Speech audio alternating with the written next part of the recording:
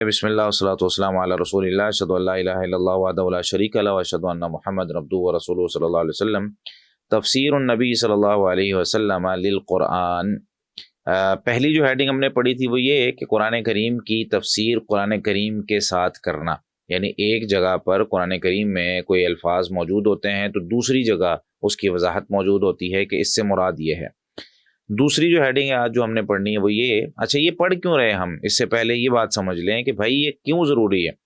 اصل میں نا ہمارے معاشرے میں بہت سے لوگ اس طرح کے ہیں جو قرآن کریم کی تفسیر خود سے کر رہے ہوتے ہیں، اور قرآن کریم کی تفسیر یعنی ہوتی تو پیچھے دلیل ہی ہے نا، ہوتی تو پیچھے قرآن کریم کی آیت ہی ہے، اور کوئی بھولا والا مسلمان یہ سمجھ رہا ہوتا ہے کہ ہاں یار اس نے تو قرآن کریم کی آیت سنائی ہے تو مجھے جو ہے نا اس کو فالو کرنا چاہیے، مجھے اس پر عمل کرنا چاہیے۔ لیکن کیا اس قرآن کریم کی آیت کا وہی مفہوم جو اللہ تعالیٰ نے بیان کیا ہے، کیا وہی مفہوم جو رسول اللہ صلی اللہ علیہ وسلم نے بیان کیا ہے، کیا وہی مفہوم جو صحابہ کرام اور تابعین سمجھے ہیں وہ ہمیں بیان کیا جا رہا ہے، یا یہ کوئی اپنا ہی مفہوم بیچ میں سے نکال رہا ہے؟ کیونکہ ہمارے ہاں جو ایسے کچھ لوگ بھی ہوتے ہیں جو اہل بدعت ہیں، یعنی ایسے لوگ جو معاشرے کے اندر پہلے کر لیتے ہیں پھر اس کی دلیل تلاش کرتے ہیں کہ یار کام کر لیا، کوئی بھی کچھ بھی انہوں نے کر لیا، اب کیا کر رہے ہوتے ہیں، اب وہ کہتے ہیں کہ یار ہاں اس کی کہیں نہ کہیں سے نا کوئی دلیل ملنی چاہیے، اب مجھ سے غلطی ہو گئی ہے یا کوئی کام ہو گیا ہے تو وہ اس کو صحیح کرنے کے لیے کہہ رہے ہوتے ہیں یار اس میں نا اب دیکھو قرآن کی کوئی آیت کہیں نہ کہیں سے کوئی رستہ نکالو۔ تو اس طرح کے لوگ بھی موجود ہوتے ہیں، اب وہ بھی ہمیں قرآن اور حدیث بیان کر رہے ہوتے ہیں، ہمارے جو ہے نا وہ سیاسی لیڈران وہ بھی قرآن اور حدیث سے استدلال کر رہے ہوتے ہیں۔ تو بھائی کون سی قرآن کی تفسیر ہمیں پڑھنی ہے، ماننی ہے، اور کون سی کو چھوڑ دینا ہے؟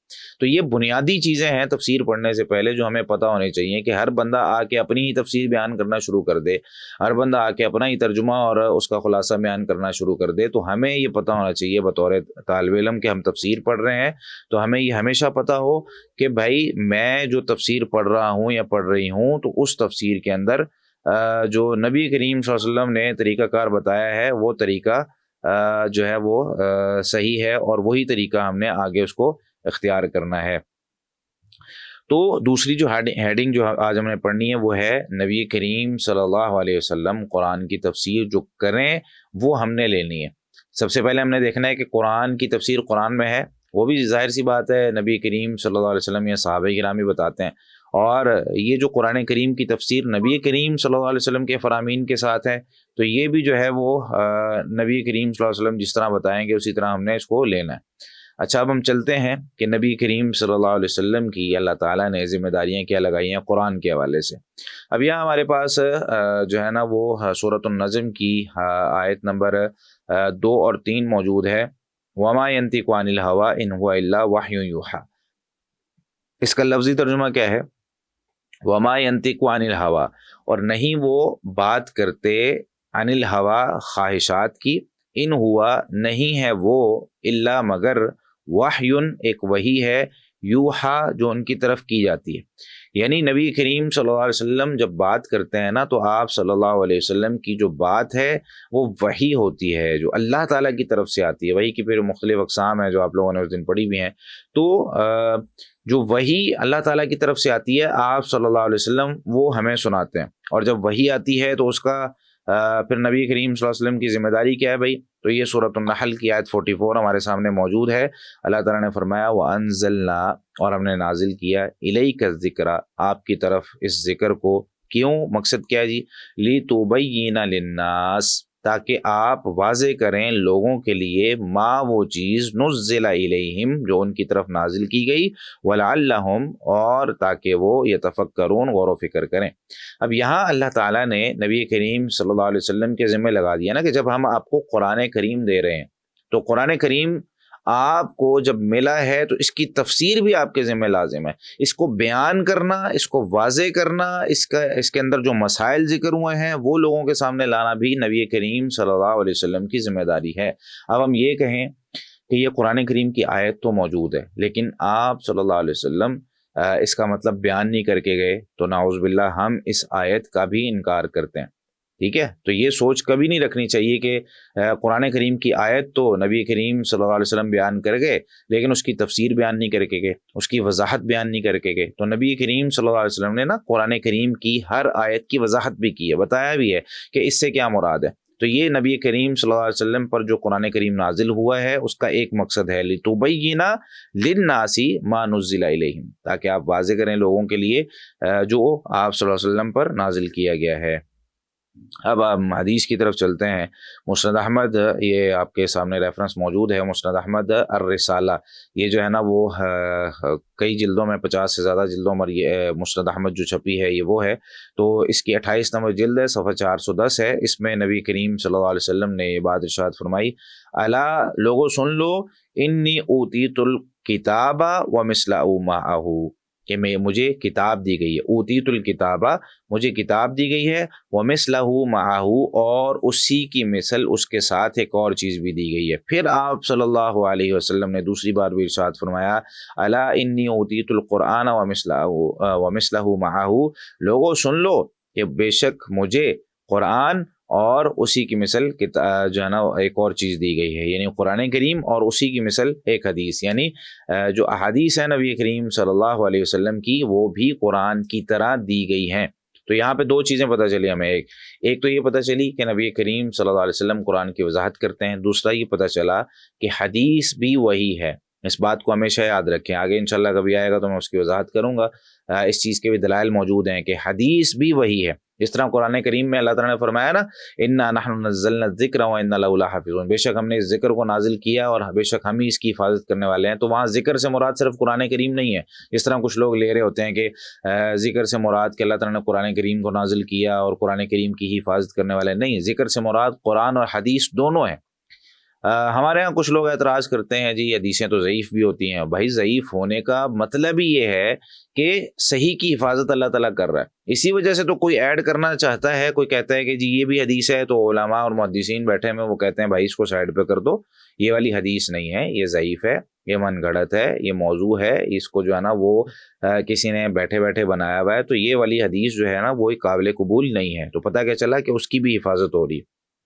تو بہرحال اب اس کی ہم مثالوں کی طرف چلتے ہیں کہ نبی کریم صلی اللہ علیہ وسلم قرآن کریم کی تفسیر کیسے کرتے ہیں۔ اب ایک حدیث ہے صحیح بخاری کی، آپ کے سامنے موجود ہے 4510 نمبر پر۔ اس میں جب قرآن کریم کی سورۃ البقرہ کی آیت 187 نازل ہوئی نا، وَكُلُوا وَاشْرَبُوا، اور تم کھاؤ اور پیو، حَتَّى يَتَبَيَّنَ لَكُمُ الْخَيْطُ الْأَبْيَضُ، حتیٰ کہ واضح ہو جائے تمہارے لیے سفید دھاگا، من الخیط الاسود، سیاہ دھاگے سے، من الفجر، فجر کے وقت میں۔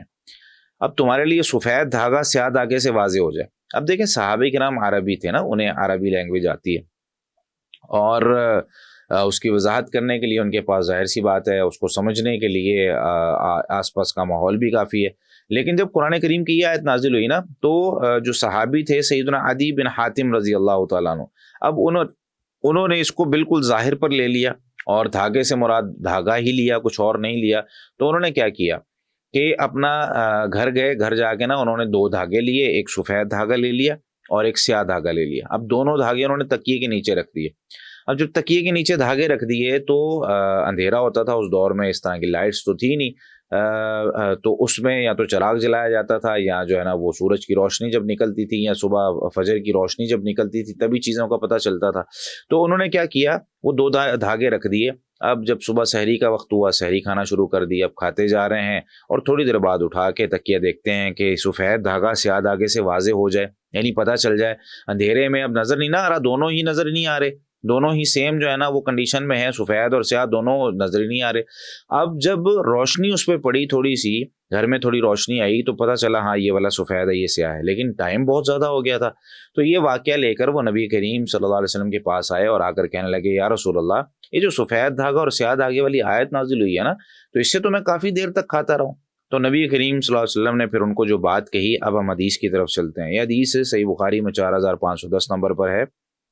جب یہ آیت نازل ہوئی نا تو عدی بن حاتم رضی اللہ عنہ کہتے ہیں، قلت، میں نے کہا، یا رسول اللہ، اے اللہ کے رسول صلی اللہ علیہ وسلم، ما الخیط الابیض من الخیط الاسود، یہ جو یہ سفید دھاگا اور سیاہ دھاگے کی آپ بات کر رہے ہیں، اہما الخیطان، کیا یہ دونوں دھاگے ہی ہیں؟ قال آپ صلی اللہ علیہ وسلم نے ارشاد فرمایا انک لعریض القفا ان ابصرت الخیتین، اگر آپ ان کو دھاگا سمجھ رہے ہیں نا تو آپ جو ہے نا لعریض القفا، یہ نیچے میں نے اس کی وضاحت لکھی ہوئی ہے۔ عرب جب کسی کے متعلق عریض القفا کہتے ہیں نا تو اس سے مراد اس کی غبارت اور غفلت ہوتی ہے، یعنی کوئی بندہ جب غافل ہوتا ہے نا، اس کو پتہ ہی نہیں ہوتا کسی چیز کا، تو اس کو کہہ دیا جاتا ہے انک لعریض القفا، آپ تو غافل ہیں اس چیز سے، آپ کو پتہ ہی نہیں ہے کہ اس کا اصل مطلب کیا ہے۔ اس کا اصل مطلب تو یہ ہے، آپ صلی اللہ علیہ وسلم نے ارشاد فرمایا لا بل ہوا سواد اللیل و بیاض النہار، بلکہ یہ جو ہے وہ سواد اللیل، رات کی سیاہی ہے، وہ بیاض النہار، اور دن کی سفیدی ہے۔ تو پتہ کیا چلا کہ صحابہ کرام عربی ہونے کے باوجود وہ قرآن کریم نبی کریم صلی اللہ علیہ وسلم سے سیکھ رہے ہیں، وہ قرآن کریم کی تفسیر نبی کریم صلی اللہ علیہ وسلم کی حدیث سے سیکھ رہے ہیں۔ تو بھائی میں اور آپ جو اجمی لوگ ہیں، جن کو جو ہے نا وہ لینگویج نہیں آتی، اور ہم یہ کہیں کہ جی جی مجھے قرآن کریم ہی کافی ہے، حدیث کا تو پتہ نہیں، مجھے جو ہے نا قرآن کریم کافی ہے، مجھے سمجھنے کے لیے کسی کی ضرورت نہیں ہے۔ بھائی صحابہ کو بھی ضرورت تھی نبی کریم صلی اللہ علیہ وسلم کی، آج ہمیں بھی ضرورت ہے۔ تو اس لیے قرآن کریم کی تفسیر کوئی مذاق نہیں ہے کہ بندہ خود بخود کرنا شروع کر دے، بلکہ اس کے ساتھ احادیث کو ملایا جاتا ہے، تاریخ کو ملایا جاتا ہے، سیرت کو ملایا جاتا ہے، اس میں لغت کو ملایا جاتا ہے، اس میں بہت ساری چیزیں اور ملتی ہیں، پھر جا کے تفسیر ہوتی ہے۔ وہ تو چلے کرنے والے کے لیے، لیکن پڑھنے والے کو جو احتیاطیں کرنی ہیں اس میں وہ یہ دیکھ لے کہ یار جو تفسیر کرنے والا مجھے تفسیر سنا رہا ہے تو کیا وہ اس پیٹرن سے آ رہی ہے جو ہم نے پڑھا ہوا ہے، سیکھا ہوا ہے، یا کوئی الگ ہی اس کا پیٹرن ہے۔ تو اگر تو یہ والا پیٹرن ہے تو بہت ہی زبردست بات ہو جائے گی، اور ہم پھر اس تفسیر کو قبول کر سکتے ہیں۔ دوسری اس کی مثال کیا ہے؟ اللہ اکبر، اس میں نا نبی کریم صلی اللہ علیہ وسلم کی کیونکہ حدیث سے وضاحت ہوتی ہے قرآن کریم کی، تو آپ صلی اللہ علیہ وسلم کی جو حدیث ہے وہ ظاہر سی بات ہے صرف قول نہیں ہوتا نا کہ آپ صلی اللہ علیہ وسلم جو ہے وہ زبان سے کہیں، بلکہ آپ صلی اللہ علیہ وسلم کا جو عمل ہوتا ہے، جس کو فعل کہتے ہیں، عمل کہہ لیں، وہ بھی حدیث ہوتا ہے۔ آپ صلی اللہ علیہ وسلم کا اخلاق وہ بھی حدیث ہوتا ہے۔ آپ صلی اللہ علیہ وسلم کے سامنے کوئی صحابی کوئی کام کر دیں اور آپ صلی اللہ علیہ وسلم خاموش رہیں، وہ بھی حدیث ہوتی ہے۔ تو حدیث جب نبی کریم صلی اللہ علیہ وسلم کسی چیز کی وضاحت کر رہے ہیں نا، تو قرآن کریم کی آیت میں پھر آپ صلی اللہ علیہ وسلم کے اعمال بھی ہم لیتے ہیں۔ جیسے نماز کو لے لیں آپ، اب قرآن کریم میں نماز کا حکم ہے تو پڑھ کے کس نے دکھائی؟ نبی کریم صلی اللہ علیہ وسلم نے۔ اچھا، اب حج کا حکم ہے تو آپ صلی اللہ علیہ وسلم نے ارشاد فرمایا کرتے تھے کہ خذوا عنی مناسککم، مجھ سے اپنے حج کے طریقے لے لو۔ تو آپ صلی اللہ علیہ وسلم نے حج ہے، حدود ہیں، اس کے علاوہ جو ہے نا زکوٰۃ ہے، یہ ساری چیزیں دے کر بتائی، لے کر بتائی کہ بھائی یہ چیز اس طرح دینی ہے، یہ چیز اس طریقے سے لینی ہے۔ اب اس کی مثالیں جو ہے نا وہ ہم ایک دو اور لے لیتے ہیں۔ جیسے ہمارے سامنے مثال موجود ہے سورۃ الانفال کی آیت نمبر 60 ہے، وَأَعِدُّوا لَهُم مَّا اسْتَطَعْتُم مِّن قُوَّةٍ، اور تم تیار کرو لہم ان کے لیے، مستطاعتم جتنی تمہاری استطاعت ہے، من قوہ قوت سے۔ اب قوت سے کیا مراد ہے بھائی؟ کیا کون سی قوت تیار کرنی ہے؟ تو اس کی جب تفسیر ہم قرآن حدیث میں دیکھتے ہیں تو صحیح مسلم میں حدیث موجود ہے، نبی کریم صلی اللہ علیہ وسلم نے ارشاد فرمایا الا ان القوۃ الرمی، الا ان القوۃ الرمی، الا ان القوۃ الرمی۔ آپ صلی اللہ علیہ وسلم نے 3 مرتبہ یہ بات ارشاد فرمائی، لوگوں سن لو کہ قوت سے مراد رمی ہے۔ رمی کیا ہوتی ہے؟ پھینکنا، تیر پھینکنا، نیزہ پھینکنا۔ آج کل جو ہے نا وہ پستول سے لے کے جو ہے نا وہ راکٹ لانچر تک، یا اس سے بڑی کوئی چیز ہے، کوئی بھی چیز جسے پھینکا جاتا ہے، جس کو جو ہے نا وہ اسلحے کے طور پر دور سے استعمال کیا جا سکتا ہے، وہ ساری چیزیں اس کے اندر آتی ہیں۔ اب یہ دیکھیں، یہ ایک تو جوامع الکلم ہے، یعنی لفظ تھوڑا ہوتا ہے لیکن اس کے اندر قیامت تک آنے والی جتنی بھی چیزیں ہیں وہ شامل ہو جاتی ہیں، نمبر 1۔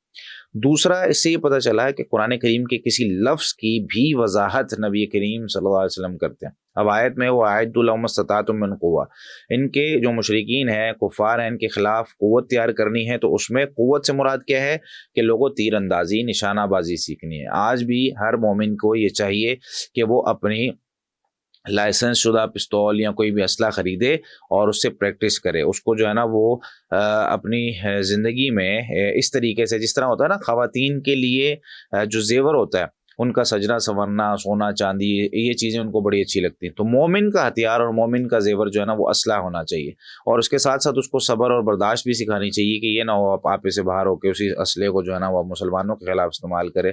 بہرحال تو یہ چیزیں جو ہیں وہ نبی کریم صلی اللہ علیہ وسلم نے جو ہے وہ صحابہ کرام کو سکھائی ہیں اور بتائی ہے اسی طریقے سے اس کی تفسیر۔ اچھا، اس میں جو ہے نا وہ اور بھی چیزیں موجود ہیں اور بھی اس کی مثالیں موجود ہیں۔ نبی کریم صلی اللہ علیہ وسلم نے تیر اندازی کے حوالے سے بہت ساری حدیثیں بیان کی، جیسے مسلم میں 19 نمبر پر یہ حدیث موجود ہے، یعنی 1919 نمبر پر یہ حدیث موجود ہے۔ تو اس میں جو ہے نا وہ سیدنا عبد الرحمن بن شماسہ یہ کہتے ہیں کہ فقیم اللخمی یہ جو ہے نا وہ عقبہ بن عامر رضی اللہ تعالیٰ عنہ کے پاس موجود تھے، اور عقبہ بن عامر رضی اللہ تعالیٰ عنہ بوڑھے ہو چکے تھے نا۔ کہتے ہیں تختلف بین ہذین الغرضین، انہوں نے نا جہاں پر یہ کھڑے ہوتے تھے وہاں سے تیر مارتے تھے، اور جہاں تیر نشانے پہ لگتا تھا وہاں جاتے تھے چل کے، اور چل کے جا کے نشانہ دیکھتے تھے، اور نشانہ دیکھ کر نا پھر واپس آتے تھے اپنی جگہ پہ آ کے پھر دوبارہ تیر چلاتے تھے۔ تو ان کو یہ کہنے لگے کہ تختلف بین ہذین الغرضین، آپ جو ہے نا وہ ان دو جو نشانات ہیں اور یہ دو جو آپ نے مقامات طے کیے ہوئے ہیں، آپ ان کے درمیان چلتے جا رہے ہیں، بار بار آ رہے ہیں، وانت کبیر، اس حال میں کہ آپ جو ہے نا وہ بڑی عمر کے ہیں، ضعیف ہو چکے ہیں، یہ شک علیک، یہ بات آپ پر مشقت بھی ہے نا۔ اب ایک بندہ بڑی عمر کا ہو گیا، بوڑھا ہو گیا، اور وہ کیا کر رہا ہے، وہ بار بار آ رہا ہے جا رہا ہے، بار بار آ رہا ہے جا رہا ہے۔ تو اس میں کیا ہوا کہ عقبہ بن عامر رضی اللہ تعالیٰ عنہ نے جو ان کو جواب دیا نا وہ بڑا زبردست ہے اس آیت کی تفسیر میں۔ وہ کہتے ہیں کہ لولا کلام سمعتہ من رسول اللہ صلی اللہ علیہ وسلم لم اعانیہ، اگر یہ کلام میں نے رسول اللہ صلی اللہ علیہ وسلم سے نہ سنا ہوتا نا تو میں ایسا نہ کرتا، میں اس میں اپنے آپ کو مشقت میں ڈالتا ہی نہ۔ تو حارث کہتے ہیں فقلت لابن شماسہ، تو میں نے ابن شماسہ سے کہا وما ذاک، وہ کلام کیا تھا؟ تو انہوں نے فرمایا کہ نبی کریم صلی اللہ علیہ وسلم نے ارشاد فرمایا من علم الرمی ثم ترکہ، جس نے نشانے بازی سیکھی پھر اس کو چھوڑ دیا فلیس منا، تو اس کا ہم سے کوئی تعلق نہیں ہے، او قد عصا، یا اس نے نافرمانی کی۔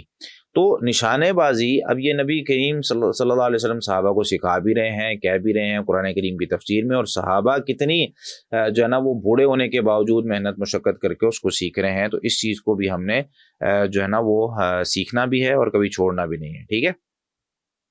اس کی دوسری مثال ہم لیتے ہیں۔ اچھا، یہ مثالیں میں اس لیے دے رہا ہوں کہ مثالوں سے نا بات واضح ہو جاتی ہے، ٹھیک ہے۔ پھر مثال لے کے ہم اگلے اس کی طرف چلتے ہیں۔ قرآن کریم میں سورہ یونس کی آیت نمبر 26 ہے، اللہ تعالیٰ فرماتے ہیں للذین احسنوا، ان لوگوں کے لیے جنہوں نے نیکی کی، الحسنہ، نیکی کے بدلے حسنہ ہے یعنی اچھائی ہے، وزیادہ، اور اضافی چیز بھی ملے گی۔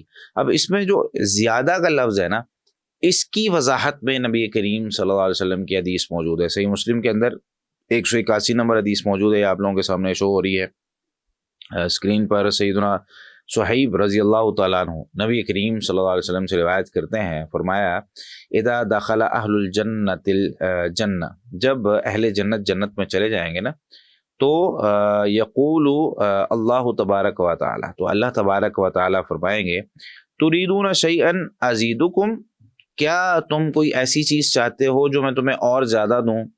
فیقولون، تو وہ کہیں گے الم تبیض وجوہنا، اے اللہ کیا تو نے ہمارے چہروں کو سفید نہیں کر دیا؟ یعنی گناہ گار ان کے چہرے سیاہ ہوں گے نا، وہ جہنم میں جا رہے ہوں گے، اور جو نیکوکار ہیں ان کے چہرے سفید ہو رہے ہوں گے اور وہ جنت میں جا رہے ہوں گے۔ تو اے اللہ تو نے ہمیں نعمتیں تو دے دی، ہمارے سامنے سرٹیفکیٹ مل گیا، ہمارا چہرہ خوبصورت ہو گیا، الم تدخلنا الجنہ وتنجینا من النار، کیا تو نے ہمیں جنت میں داخل نہیں کر دیا اور جہنم سے نجات نہیں دے دی؟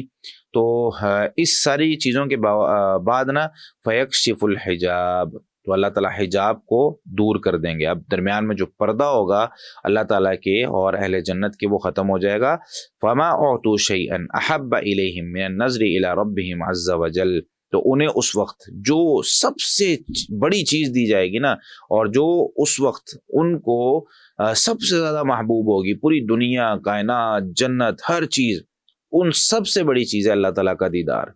انسان جو محبت کرتا ہے نا، جس کو پتہ ہے اللہ تعالیٰ کا تعارف ہے، جو کسی بھی دیکھیں کسی سے بھی محبت جو ہوتی ہے نا، تو محبت 3 وجوہات کی بنا پر ہوتی ہے، یا تو اس کے احسان کی وجہ سے ہوگی، کسی نے ہم پر کوئی احسان کیا ہوا ہے، یا جو ہے نا اس کے اخلاق کی وجہ سے ہوگی، یا اس کے چہرے کی وجہ سے ہوگی۔ اب اللہ تعالیٰ کا اخلاق بھی ہمارے ساتھ بہت اچھا ہے، اللہ تعالیٰ ہم پر جو ہے نا وہ کتنی مہربانیاں کرتا ہے، پھر احسان بھی اللہ تعالیٰ کے ہم پر کتنے ہیں، پھر خوبصورت اللہ تعالیٰ کتنا ہے۔ تو یہ ساری چیزیں اللہ تعالیٰ کے اندر یہ اتنی یعنی اس کی مثال کسی کے ساتھ بنتی نہیں ہے نا. اب ایسی ذات اگر ہمیں اپنا دیدار کرا دے تو انسان اگر اللہ تعالیٰ کا تعارف ہو نا تو انسان تڑپتا ہے کہ یار بھائی میں کسی طریقے سے اللہ تعالیٰ کا دیدار کر لوں. تو اللہ تعالیٰ جب اپنا دیدار کرائیں گے نا تو نبی کریم صلی اللہ علیہ وسلم نے ارشاد فرمایا کہ فما اعطوا شیئا احب الیہم، انہیں جو چیزیں دی جائیں گی نا ان میں سے کوئی چیز اتنی محبوب ان کو نہیں ہوگی من النظر الی ربہم عز وجل، کہ وہ اپنے رب عز وجل، عز وجل کا معنی ہوتا ہے عز وہ بہت عزت والا ہوا، جل وہ بہت جلال والا ہوا، یعنی بہت بزرگی والا ہوا. تو اللہ عز وجل، اللہ تبارک و تعالی عز وجل کی طرف دیکھنا ان کے لیے سب سے بڑی جو ہے نا وہ یہ اللہ تعالیٰ کی طرف سے انعام ہوگا. تو پتہ کیا چلا کہ نبی کریم صلی اللہ علیہ وسلم نے قرآن کریم کی آیات کی تفسیر کی. تو زیادہ کیا ملے گا؟ للذین احسنوا الحسنی و زیادہ، ان لوگوں کے لیے جنہوں نے اچھائی کی، اچھائی کا مطلب اچھائی تو مل ہی رہا ہے، و زیادہ اور زیادہ اضافی چیز کیا مل رہی ہے؟ اللہ تعالیٰ کا دیدار. تو پتہ کیا چلا قرآن کریم کی آیت کی تفسیر نبی کریم صلی اللہ علیہ وسلم کے فرمان سے ہو رہی ہے. اچھا اس کے بعد تیسری مثال بھی یہاں پہ لکھی ہوئی ہے، چوتھی بھی لکھی ہوئی ہے. تو میرے خیال سے 2 مثالیں کافی ہیں ہمارے لیے. یہ ایک اور مثال ہم پڑھ لیتے ہیں، یہ چوتھی مثال ہمارے سامنے ہے، تیسری چھوڑ دیتے ہیں. بہت زیادہ مثالوں سے بھی نا وہ لیکچر بہت زیادہ لمبا ہو جاتا ہے اور کئی دفعہ جو ہے نا وہ لوگ بور ہونا شروع ہو جاتے ہیں. لیکن اگر آپ لوگوں کو زیادہ مثالیں چاہیے تو پھر لاسٹ میں انشاءاللہ آپ لوگ اس پہ کوئی تبصرہ کر سکتے ہیں کہ شیخ صاحب مثالیں جو ہے نا وہ زیادہ اچھی ہوتی ہیں، یا 1-2 مثالوں سے بات سمجھ آ جاتی ہے جو آگے پھر چلتے ہیں اس میں، تاکہ ہم جو ہے نا وہ جلد از جلد اپنا جو اصل کورس ہے اس کو شروع کر سکیں. لیکن یہ بات یاد رکھیں، اگر کوئی شخص یہ سمجھتا ہے نا کہ یار یہ چیزیں ضروری نہیں ہیں، یا کوئی یہ سمجھتا ہے کہ یار ابھی تک قرآن کریم کا کورس شروع نہیں ہوا، تو میرے بھائی یہی وہ چیزیں ہیں جن کی بنیاد پر ہمارا آگے سارا کورس بالکل آسان ہو جانا. کوئی دنیا کا بندہ کھڑا ہو کے ہمیں گمراہ کرنے کی کوشش کر لے کبھی کر ہی نہیں سکتا. وجہ کہ ہماری بنیادیں مضبوط ہو چکی ہیں. ہمیں پتہ ہے کہ بھائی کس کی تفسیر سننی ہے کس کی نہیں سننی. ہمیں پتہ ہے کہ اس کی تفسیر کا پیٹرن وہ جو اللہ تعالیٰ نے ہمیں سکھایا وہ والا ہے کہ نہیں ہے. تو یہ بنیادیں جب ٹھیک ہو جائیں گی نا تو ہمارا سب کچھ ٹھیک ہو جائے گا. تو اس میں جو ہے نا تیسری مثال آپ لوگوں کے سامنے جو ہے نا وہ یہاں پہ شو ہو رہی ہے. سیدنا عبداللہ بن مسعود رضی اللہ تعالیٰ عنہ کی حدیث ہے، اور یہ پیچھے بھی شاید ایک دفعہ گزری ہے کہ جب یہ آیت نازل ہوئی نا الذین آمنوا ولم یلبسوا ایمانہم بظلم، سورہ انعام کی آیت نمبر 82 ہے کہ وہ لوگ جو ایمان لائے ولم یلبسوا ایمانہم، اور نہیں انہوں نے ملایا اپنے ایمان کو ظلم کے ساتھ. اب اللہ تعالیٰ نے فرمایا کہ بھائی کسی نے بھی نا اپنے ایمان میں اگر ظلم نہ ملایا ہوگا تو کامیابی تو ان لوگوں کو ملے گی، اگر ظلم نہیں ہوگا. اب صحابہ کرام جو ہے نا شق ذالک علی المسلمین، یہ بات مسلمانوں پر بڑی مشقت والی ہو گئی. مسلمانوں نے کہا یار کون بندہ ہے جو اپنے آپ پر ظلم نہیں کرتا یا اپنے آس پاس ظلم نہیں کرتا؟ ظلم تو ہو جاتا ہے. ظلم اصل میں بہت چھوٹی چیز کو بھی کہہ دیتے ہیں نا، وضع الشیء فی غیر محلہ. یعنی ظلم کی ڈیفینیشن یہ ہے کہ میں نے کسی جگہ سے پانی پیا، گلاس پڑا ہوا تھا، اب وہاں سے گلاس اٹھا کے میں نے واپس اس جگہ پہ نہیں رکھا، یہ بھی ظلم ہے. لیکن یہ ظاہر سی بات ہے چھوٹا ظلم ہے. ایک تو ہے کسی کی زمین پہ قبضہ کر لیا، کسی کو مار دیا، کسی کو جو ہے نا نقصان پہنچا دیا، وہ بھی ظلم ہے. لیکن یہ والا ظلم اس سے چھوٹا ہے. تو ظلم تو ہے کہیں نہ کہیں کچھ نہ کچھ تو میں غلط کر لیتا ہوں اپنے، کبھی گھر میں کر لیتا ہوں، کبھی اپنے ساتھ ظلم کر لیتا ہوں، کوئی چیز کھانے والی نہیں ہوتی، یا جو ہے نا وہ وقت کی پابندی نہیں ہو پاتی کسی جگہ پر، تو ظلم تو ہے نا. تو اس میں اب کیا ہے کہ ہر بندہ پریشان ہو گیا. تو صحابہ کرام نبی کریم صلی اللہ علیہ وسلم کے پاس آئے اور کہنے لگا یا رسول اللہ اینا لا یظلم نفسہ، ہم میں سے کون ایسا ہے جو اپنے آپ پر ظلم نہیں کرتا؟ یہ تو بڑی مشکل بات ہو جائے گی. تو رسول اللہ صلی اللہ علیہ وسلم نے ارشاد فرمایا لیس ذالک، یہ اس طرح نہیں ہے جس طرح تم سمجھ رہے ہو، یہ وہ والا ظلم نہیں ہے. تو پتہ کیا چلا کئی دفعہ یعنی عربی ہونے کے باوجود ڈکشنری موجود ہو، ہم جس طرح آج کہتے ہیں نا میرے پاس چیٹ جی پی ٹی ہے، میرے پاس شاید گوگل ہے، میرے پاس یوٹیوب ہے، میرے پاس فلاں ہے، میرے پاس فلاں ہے، میں تو ہر جگہ سے سرچ کر کے کر سکتا ہوں. اور بھائی سب کچھ ہونے کے باوجود کئی دفعہ چیز جو ہے نا سمجھ نہیں آتی. یہ چیٹ جی پی ٹی صاحب کو میں نے اس دن کہا، میں نے کہا یار قرآن کریم میں ساگ کا ذکر ہے؟ کہتا جی یہ ساگ بڑی افضل سبزی ہے، اس کا ذکر قرآن میں اسکرین شاٹ سیو کیا ہوا. کہتا جی یہ تو بڑی جو ہے نا زبردست سبزی ہے، اس کا ذکر قرآن میں بھی ہے. میں نے کہا بھائی جھوٹ بول رہے ہو تم، قرآن میں تو نہیں ہے. کہتا اچھا شریف بڑا ہے، آگے سے کہتا جی آپ ٹھیک کہہ رہے ہیں، میں معذرت خواہ ہوں، قرآن کریم میں اس کا ذکر نہیں ہے. مان بڑی جلدی جاتا ہے. لیکن بہرحال یہ چیزیں بتانے کا مقصد یہ ہے، سمجھانے کا مقصد یہ ہے کہ بھائی دنیا کے اندر نا جیسے ترقی ہو رہی ہے، لیکن اس کے باوجود جو علم ہے نا، جو علم کی ٹھوس بنیادیں ہیں وہ یہی ہیں کہ ہم استاد سے سیکھیں، وہ یہی ہیں کہ ہم اصل کتاب سے سیکھیں، قرآن کریم سے سیکھیں، احادیث سے سیکھیں. تو یہاں پر نبی کریم صلی اللہ علیہ وسلم نے صحابہ کو کہا کہ لیس ذالک، یہ اس طرح نہیں ہے جیسے تم سمجھ رہے ہو، انما ہوا شرک، اس سے مراد شرک ہے. ظلم سے مراد کیا ہے؟ شرک ہے۔ تو پتہ کیا چلا کہ کئی دفعہ لفظ لغوی طور پر اس کا کوئی اور معنی ہوتا ہے، شرعی طور پر اس کا کوئی اور معنی ہے۔ شرعی طور پر کیا ہے کہ نبی کریم صلی اللہ علیہ وسلم جو اسلام میں اس کا معنی لیا گیا ہے، جو اللہ تعالیٰ نے اس کا معنی بیان کیا وہ اور ہے، لفظی طور پر اور ہے۔ اب ظلم جو ہے وہ لفظی طور پر میں نے اس کی ڈیفینیشن آپ کو بتا دی، اصطلاحی طور پر جو شرعی طور پر یہاں اس آیت میں مراد ہے، تو پتہ کیا چل رہا ہے؟ اچھا اس کا یہ مطلب ہی نہیں ہے کہ ہر جگہ ظلم سے مراد یہی ہوگا، نہیں، باقی جگہ جہاں جہاں ظلم سے مراد وہ والا ظلم ہے وہ لیا جائے گا، یہاں اس آیت میں ظلم سے مراد کیا لیا جائے گا؟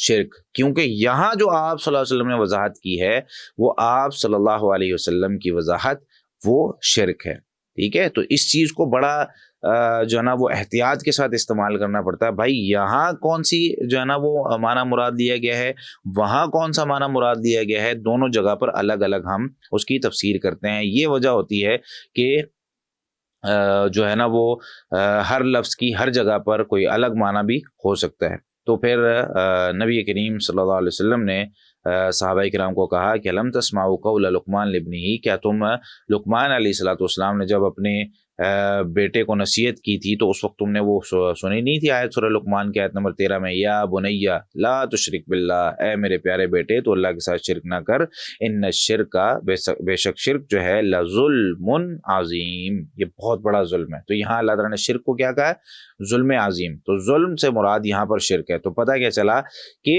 قرآن کریم کی آیت کی تفسیر نبی کریم صلی اللہ علیہ وسلم کریں گے، کبھی اس کا لغوی معنی بیان کر دیں گے، کبھی اس کا جو ہے نا وہ شرعی معنی بیان کر دیں گے، کبھی اپنے اخلاق سے بیان کر دیں گے، کبھی اپنے جو ہے نا اقوال سے بیان کر دیں گے، کبھی جو ہے نا وہ صحابہ کرام جو ہے نا وہ کر کے دکھائیں گے ہمیں۔ تو یہ ساری طریقے تفسیر کرنے کے۔ اس کے بعد ہم چلتے ہیں، اچھا ایک اور بحث یہاں پر درمیان میں آ گئی ہے، وہ یہ کہ ہمارے پاس تین جو ہے نا وہ سورس ابھی تک جو ہم نے بات کی ہے، ایک تو ہو گیا قرآن کریم اور دوسرا ہو گیا حدیث جو نبی کریم صلی اللہ علیہ وسلم کی۔ ان دونوں کے درمیان نا ایک چیز ہوتی ہے جس کو کہتے ہیں حدیث قدسی۔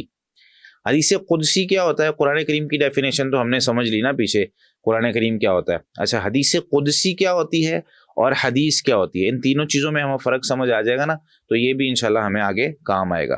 اچھا اس میں سب سے پہلے تو قرآن کریم ہے، قرآن کریم کی تعریف آپ نے پیچھے سمجھ لی ہے کہ اللہ تعالیٰ کا کلام ہے جو محمد صلی اللہ علیہ وسلم پر نازل ہوا لوگوں کو عاجز کرنے کے لیے، اس کے الفاظ پڑھ کے اس کی تلاوت کر کے ہمیں ثواب ملتا ہے، اور یہ سارا کا سارا سورہ فاتحہ سے لے کے سورہ ناس تک اللہ تعالیٰ کی طرف سے ہے، لفظاً اور معنن، یعنی اس کا لفظ بھی اور اس کا معنی بھی قرآن کریم کا یہ اللہ تعالیٰ کی طرف سے ہوتا ہے، اور اس کے ایک ایک حرف پہ جس طریقے سے حدیث میں آتا ہے کہ 10 نیکیاں ملتی ہیں، تو یہ ہے قرآن کریم کی ڈیفینیشن۔ اچھا اس کے بعد آتی ہے حدیث قدسی۔ ہم بہت دفعہ سنتے ہیں نا حدیث قدسی میں ہے، تو حدیث قدسی کیا ہوتی ہے؟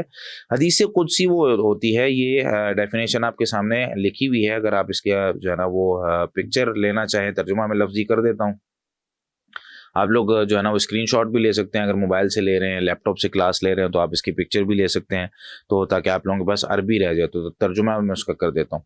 کہتے ہیں حدیث قدسی وہ ہوتی ہے ما یروی النبی صلی اللہ علیہ وسلم، جس کو روایت کرتے ہیں نبی کریم صلی اللہ علیہ وسلم عن ربہ تبارک و تعالی بالفاظہ ہوا، اپنے رب تبارک و تعالی سے اپنے الفاظ میں، ولیکن دون التعبد بہذا الالفاظ، لیکن ان الفاظ سے جو ہے نا وہ نیکی نہیں ملتی اس طریقے سے جس طرح قرآن کریم کی ملتی ہے نا، ایک حرف پڑھیں تو 10 نیکیاں ملتی ہیں۔ تو حدیث قدسی میں جو انفارمیشن ہوتی ہے، حدیث قدسی میں جو مسئلہ بیان کیا جاتا ہے، وہ اللہ تعالیٰ کی طرف سے ہوتا ہے۔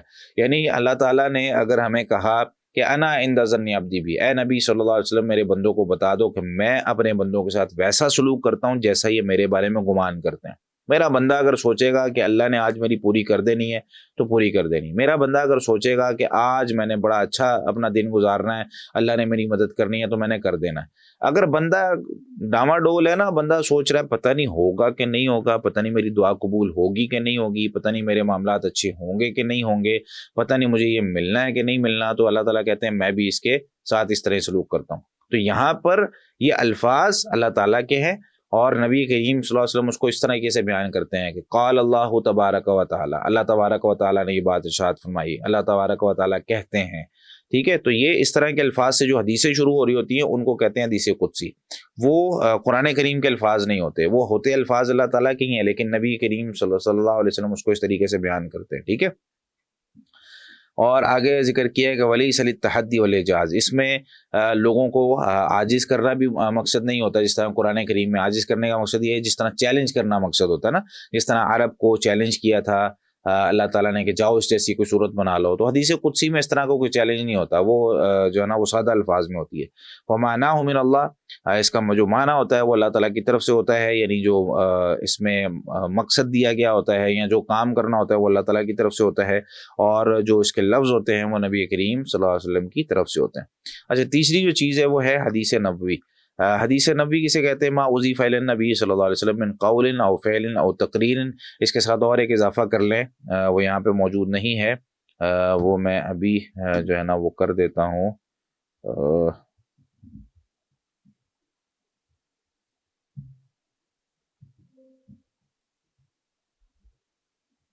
جی، او صفات. ٹھیک ہے، بلکہ او ادھر لکھنا تھا درمیان میں.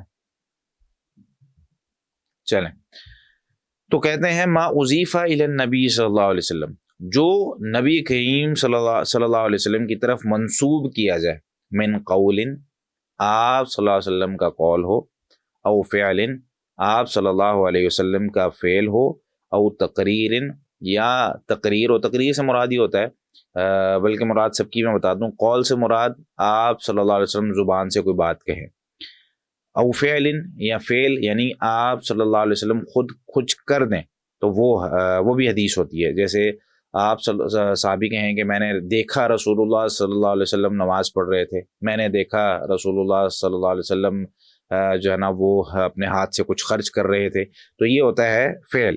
ٹھیک ہے، آپ صلی اللہ علیہ وسلم کا اپنے عمل سے کچھ کرنا. او تقریر، تقریر ہوتا ہے کہ آپ صلی اللہ علیہ وسلم کے سامنے کوئی صحابی کچھ کام کر رہے ہوں اور آپ صلی اللہ علیہ وسلم اس میں خاموشی اختیار کر لیں یا مسکرا دیں، یا اس کو کچھ اگر پوچھ بھی لیا ہے تو کچھ کہیں نہ اس کو، تو یہ تقریر ہوتا ہے. یعنی اگر غلط ہوتا تو آپ صلی اللہ علیہ وسلم فوری بتا دیتے بھائی تم غلط کر رہے ہو، لیکن کیونکہ آپ صلی اللہ علیہ وسلم نے وہاں پہ خاموشی اختیار کی، تو غلط کام پہ تو آپ صلی اللہ علیہ وسلم خاموش نہیں نہ رہ سکتے، اگر غلط ہوتا تو فوراً بتا دیتے. تو اس کا بھی مطلب یہ ہوتا ہے کہ یہ جائز کام ہو گیا، کیونکہ آپ صلی اللہ علیہ وسلم کی موجودگی میں ہوا ہے، تو اس وجہ سے یہ بھی حدیث بن جاتا ہے. اور صفت یا صفت ہے، پیدائشی صفت ہے یا اخلاقی صفت ہے. ٹھیک ہے، پیدائشی صفت سے مراد یہ ہوتا ہے کہ آپ صلی اللہ علیہ وسلم چلتے ایسے تھے، آپ صلی اللہ علیہ وسلم کے بال مبارک ایسے تھے، آپ صلی اللہ علیہ وسلم کی آنکھیں ایسی تھی، گردن ایسی تھی. ٹھیک ہے، یہ ہو گیا اخلاقی صفات. تو یہ بھی احادیث ہوتی ہیں کہ اگر کوئی بال ٹھیک ہے، اس میں پھر کیٹیگریز ہوتی ہیں. ٹھیک ہے، کچھ ہوتی ہیں چیزیں واجب فرض ہوتی ہیں کہ بھائی جیسے یہ آپ صلی اللہ علیہ وسلم نے اگر یہ کیا ہے تو ایسے ہی کرنا ہے. کچھ ہوتا ہے کہ جائز ہوتا ہے، کہ جس طریقے سے آپ صلی اللہ علیہ وسلم نے یہ اس میں کوئی سختی نہیں کی، کہا ٹھیک ہے کر لو، نہ کرو تو یہ جائز ہو گیا، یہ مستحب ہو گیا، تو یہ پھر اس کی آگے قسمیں ہوتی ہیں. لیکن حدیث ساری ہوتی ہے. ٹھیک ہے، جو واجب ہوتی ہے وہ بھی حدیث ہوتی ہے، جو جس میں اگر کسی کام سے منع کیا گیا تھا وہ بھی حدیث ہوتی ہے، اور جس میں کوئی کام جائز قرار دیا گیا ہوتا ہے یا پسند کیا گیا ہوتا ہے، فرض نہیں کیا گیا تھا، وہ بھی حدیث ہوتی ہے. تو اس میں آپ صلی اللہ علیہ وسلم کے جو بال ہوتے ہیں وہ بھی آ جاتے ہیں.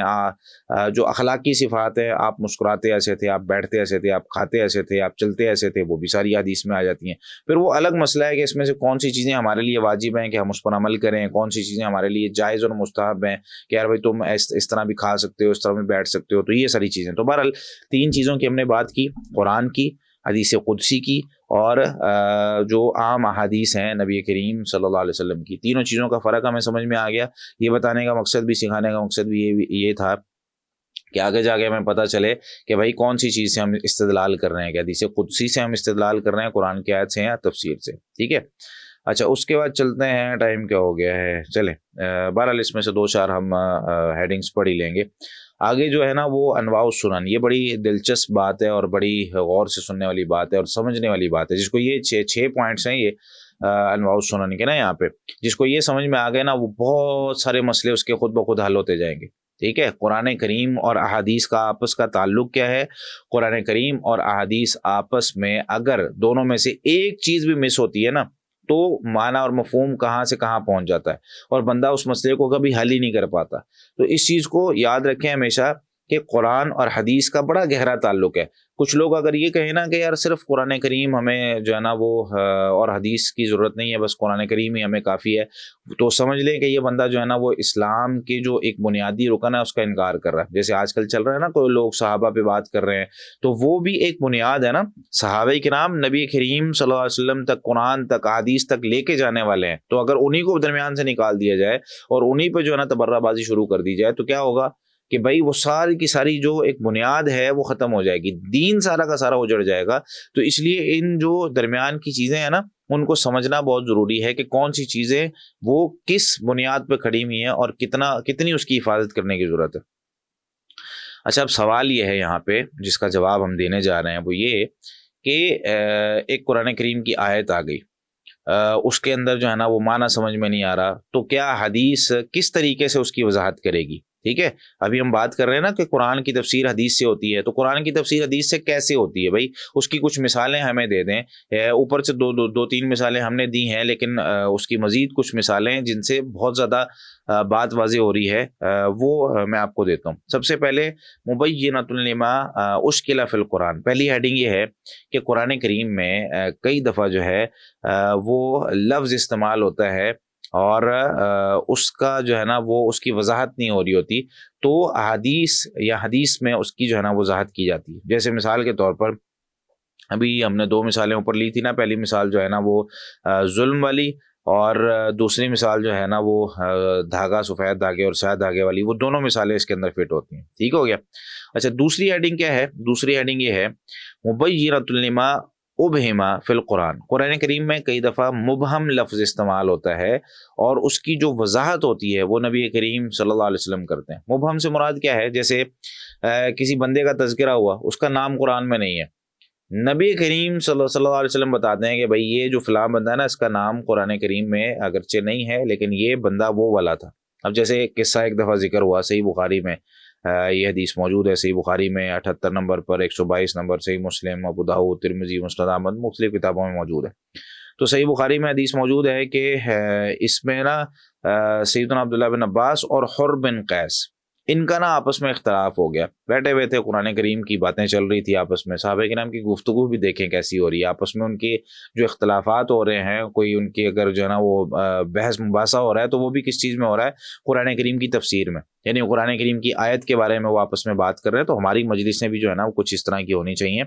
تو اس میں وہ کہتے ہیں کہ قرآن کریم میں جو نیک بندے کا تذکرہ ہے نا، سورہ کہف میں آیت نمبر 65 میں جب موسیٰ علیہ الصلوۃ والسلام اور ان کا جو ساتھی تھا یہ دونوں جاتے ہیں فوجدا عبدا من عبادنا، تو وہاں ان دونوں نے ایک بندے کو پایا، فوجدا عبدن، وہاں ایک بندے کو پایا، ایک عبد کو پایا، من عبادنا، ہمارے بندوں میں سے، آتیناہ رحمتا من عندنا، جس کو ہم نے اپنی طرف سے رحمت دی ہوئی تھی، وعلمناہ من لدنا علما، اور ہم نے ان کو علم سکھایا ہوا تھا اپنی طرف سے، خوب علم سکھانا۔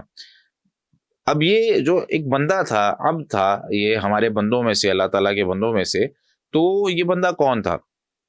اب یہ سوال ان کا چل رہا ہے آپس میں، تو وہ دونوں آئے، فسأل ابی بن کعب، ان دونوں نے نبی سیدنا ابی بن کعب رضی اللہ تعالیٰ عنہ سے سوال کیا، فقالا، تو سیدنا ابی بن کعب کہتے ہیں، سمعت رسول اللہ صلی اللہ علیہ وسلم یقول، میں نے رسول اللہ صلی اللہ علیہ وسلم کو فرماتے ہوئے سنا تھا، فرتد علی آثارہما قصصا، وہ ان دونوں کے نشان قدم کے پیچھے چلے، فوجدا خاضرا، صحیح بخاری کی حدیث ہے، لمبی حدیث ہے، اس میں تو انہوں نے خضر علیہ الصلوۃ والسلام کو وہاں پہ پایا۔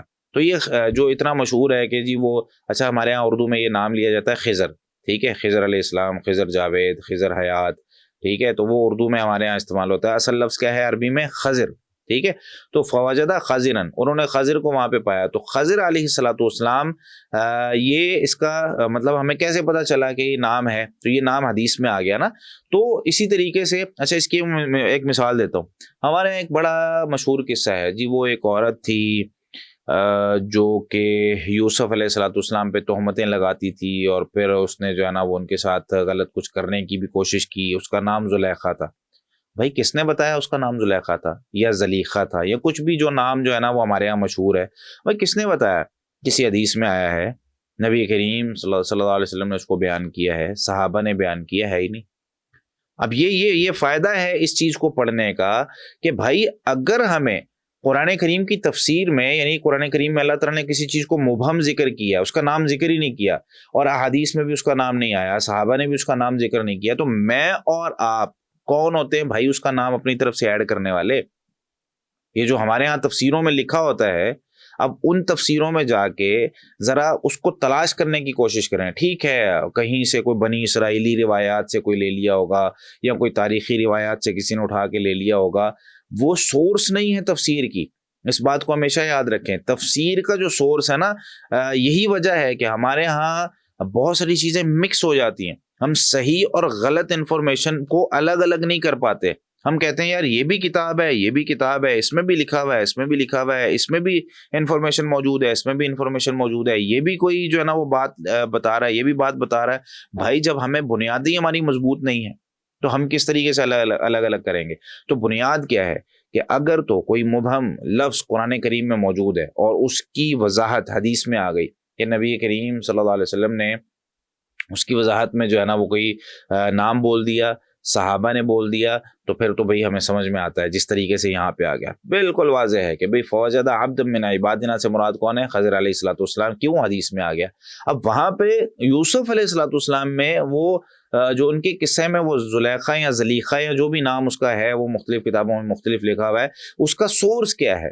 اگر تو اس کا سورس حدیث ہے تو سمجھ لیں کہ بات ٹھیک ہے، اگر تو اس کا سورس صحابہ کے نام ہے تو سمجھ لیں کہ بات ٹھیک ہے، اگر نہیں ہے تو پھر میرے بھائی اس کو بیان نہیں کرنا چاہیے۔ یہ ہے اصل تفسیر جس کی طرف ہم جانا چاہ رہے ہیں، یہ ہے اصل طریقہ کار تفسیر کا جس کی طرف ہم جانا چاہ رہے ہیں۔ ٹھیک ہے، تو سمجھ آ گئی بات؟ اس نقطے کو یاد کر لیں، اپنے دماغوں میں بٹھا لیں کہ اپنی طرف سے تفسیر کریں گے تو بھائی مسئلے ہوں گے۔ یہ جو آج کل بہت زیادہ ہمارے یہاں تفسیریں چل رہی ہوتی ہیں نا، تو اس میں سے بہت کم ایسی تفاسیر ہوتی ہیں جو مستند ہوتی ہیں، جس کے اندر جو ہے نا وہ کہا جا سکتا ہے کہ یار ہاں یہ وہ تفسیر ہے جس کے اندر سے جو ہے نا وہ ساری اس طرح کی باتیں نکال دی گئی ہیں، اور یہ جو ہے نا وہ اتھینٹک تفسیر ہے۔ ٹھیک ہے، اچھا تیسری ایڈنگ کی طرف چلتے ہیں، اور یہ 24 منٹ ہو گئے۔ ٹھیک ہے، تیسری ایڈنگ کی طرف چلتے ہیں۔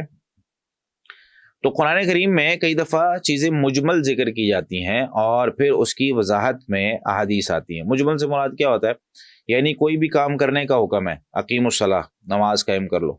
ٹھیک ہے، اب نماز قائم کیسے کرنی ہے بھائی؟ اس کا وقت کیا ہوگا، اس کی رکعتوں کی تعداد کیا ہوگی، اس کا طریقہ کار کیا ہوگا، کس طرف منہ کرنا ہے، یہ ساری چیزیں کیسے پتہ چلیں گی؟ اب قرآن کریم میں تو موجود نہیں ہے، قرآن کریم میں نہیں بتایا گیا بھائی کس نماز کی کتنی رکھتے ہیں، قرآن کریم میں نہیں بتایا گیا کہ جو ہے نا وہ کون سی نماز کے اندر جو ہے نا وہ کون کون سی دعائیں پڑھنی ہیں۔ یہ ساری تفصیل کہاں پہ ہمیں ملے گی؟ تو یہ احادیث میں ملے گی۔ اب کوئی یہ کہے کہ مجھے قرآن کافی ہے اور حدیث کافی نہیں ہے، تو بھائی پھر کیسے پتہ چلے گا یہ ساری چیزیں؟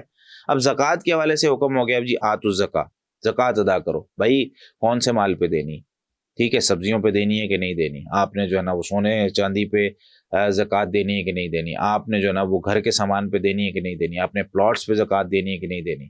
اچھا پھر زکوٰۃ دینی ہے تو کس کو دینی ہے؟ چلیں کچھ چیزیں قرآن کریم میں موجود ہوتی ہیں، لیکن باقی ساری اس کی وضاحت کہ کب دینی ہے، سال بعد تمہارا جو ہے نا وہ مال نصاب کو پہنچ جائے۔ اچھا پھر کون سے مال پہ کتنا نصاب ہونا چاہیے، سونے کا کتنا نصاب ہے، کیا کسی کے پاس اتنا سا سونا ہے اس پہ بھی زکوٰۃ دے دو؟ اگر قرآن کریم میں ہے کہ سونے اور چاندی کو جمع کر کے نہیں رکھنا، اس کو جو ہے نا وہ اللہ کے راستے میں خرچ کرنا ہے، تو بھائی کتنا؟ ایک بندے کے پاس اتنا سا سونا ہے، یعنی یوں سمجھ لیں کہ ایک بندے کے پاس کوئی 1 رتی سونا ہے، ٹھیک ہے، ایک بندے کے پاس 1 ماشے سونا ہے، تو کیا وہ اس پہ بھی دے گا؟ اس کی تعداد تو چاہیے نا، تو وہ تعداد حدیث سے ملے گی۔ اچھا اس کی مقدار چاہیے، وہ حدیث سے ملے گی۔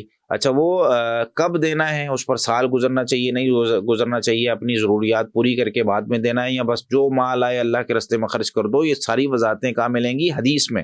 تو قرآن کریم میں کئی دفعہ لفظ مجمل ذکر ہوتا ہے، اس کی وضاحت، اس کی تفسیر، اس کی تفصیل وہ حدیث میں ہوتی ہے۔ اس بات کو ہمیشہ یاد رکھ لیں، ٹھیک ہے۔ سورہ بقرہ کی آیت 43 میں 43 میں اللہ تعالیٰ نے فرمایا اقیم الصلاۃ، نماز قائم کرو۔